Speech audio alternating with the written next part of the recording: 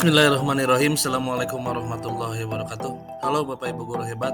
Kali ini saya akan menyampaikan jurnal refleksi Dwi mingguan yang kelima tentang modul 2.1 pembelajaran berdiferensiasi. Saya Muhammad Alfian Rusdi, calon guru penggerak angkatan 8 dari Kabupaten Garut, Jawa Barat. Untuk jurnal refleksi Dwi mingguan ini, saya akan menggunakan model 4F, yaitu fakta atau peristiwa, feeling atau perasaan, finding atau pembelajaran, dan future atau penerapan. 1. Fakta atau peristiwa. Aktivitas pertama yaitu dengan melakukan tes awal modul 2 dilanjutkan dengan pembelajaran di LMS, dimulai dari diri, eksplorasi konsep, ruang kolaborasi 1 dan 2 yang dipandu oleh Bapak Muhammad Fauzi sebagai fasilitator. Yang pertama adalah diskusi kelompok bersama Bapak Maman Baduzama dan Ibu Ratnasari Putih. Keesokan harinya dilanjutkan dengan ruang kolaborasi 2. Kami harus mempresentasikan hasil diskusi kelompok tentang kasus dalam skenario tingkat SMA. Banyak sekali manfaat dari diskusi ini. Saya menjadi bertambah wawasan, ilmu, dan pengalaman. Saya jadi mengetahui bagaimana mengintegrasikan pembelajaran berdiferensiasi ke dalam sebuah FPP sesuai mata pelajaran yang kita ampu, sehingga dapat mengakomodir kebutuhan belajar peserta didik. Berikutnya, saya melakukan refleksi terbimbing. Kami diminta untuk menjawab beberapa pertanyaan pemantik yang makin memperkuat kami meningkatkan pemahaman terkait pembelajaran berdiferensiasi. Di aktivitas ini tidak ada hambatan yang dirasakan karena di sesi ini bagaimana CGP menggali lebih dalam konsep pembelajaran berdiferensiasi.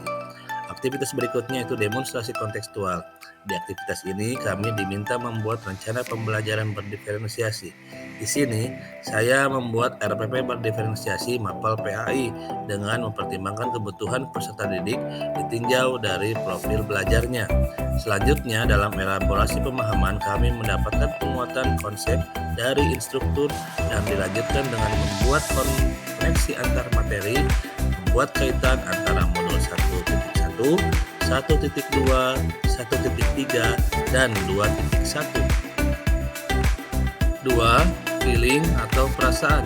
Pada modul 2.1 tentang pembelajaran berdiferensiasi membuat saya merasa sangat senang namun penasaran karena harus memperhatikan semua kebutuhan murid yang tentu satu sama lain berbeda kebutuhannya.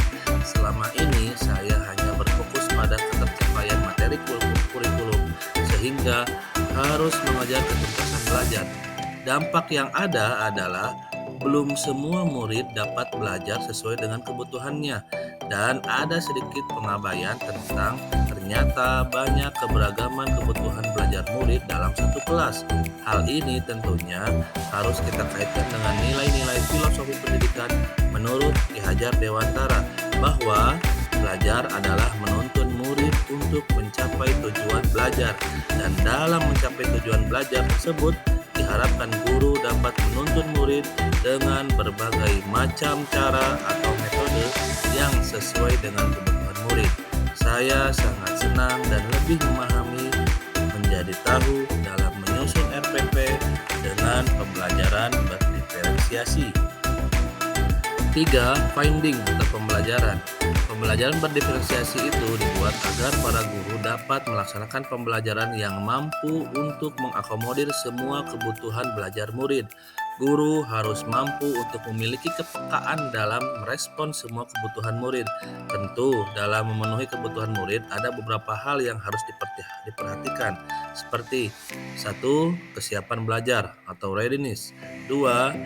Minat belajar. 3. Profil belajar murid. Kemudian, dalam pembelajaran berdiferensiasi, kita juga harus memperhatikan beberapa strategi antara lain. 1. Diferensiasi proses. 2. Diferensiasi konten. 3. Diferensiasi produk.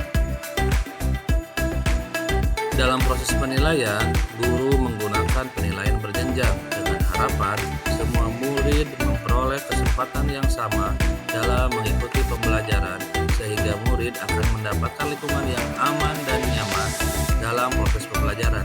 Kali ini saya mendapatkan pembelajaran tentang bagaimana kita menyiapkan pembelajaran dengan model berdiferensiasi. Dan tentu saja ini sangat bermanfaat agar semua kebutuhan murid dapat kita akomodir. 4. Future atau penerapan. Dalam modul ini, saya belajar untuk lebih memperhatikan kompetensi saya dalam memilih aktivitas belajar yang sesuai dengan gaya belajar murid. Hal ini tentu untuk menghindari dari pengalaman belajar yang kurang tepat, kurang berpihak pada murid, dan kurang menyenangkan. Saya akan mencoba menerapkan di kelas dan mengimbaskan kepada rekan sejawat di sekolah, bahkan di lingkup yang lebih luas, sehingga harapan saya semua guru dapat mengetahui seperti apa itu pembelajaran berdiferensiasi dan bagaimana penerapannya di kelas. Agar pembelajaran berdiferensiasi dapat terlaksana dengan baik dan efektif, maka perlu dilakukan pemetaan kebutuhan belajar murid, yaitu berdasarkan kesiapan murid, minat murid, dan profil belajar murid. Penilaian ini dilakukan yaitu dengan asesmen diagnostik non-kognitif. Data pemetaan ini dapat diperoleh dari data tahun lalu atau pada semester sebelumnya, bisa melalui angket, soal pilihan ganda, wawancara, pengamatan, dan lainnya. Disamarkan guru dan wali murid.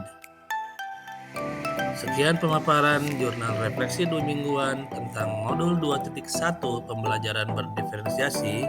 Salam guru penggerak.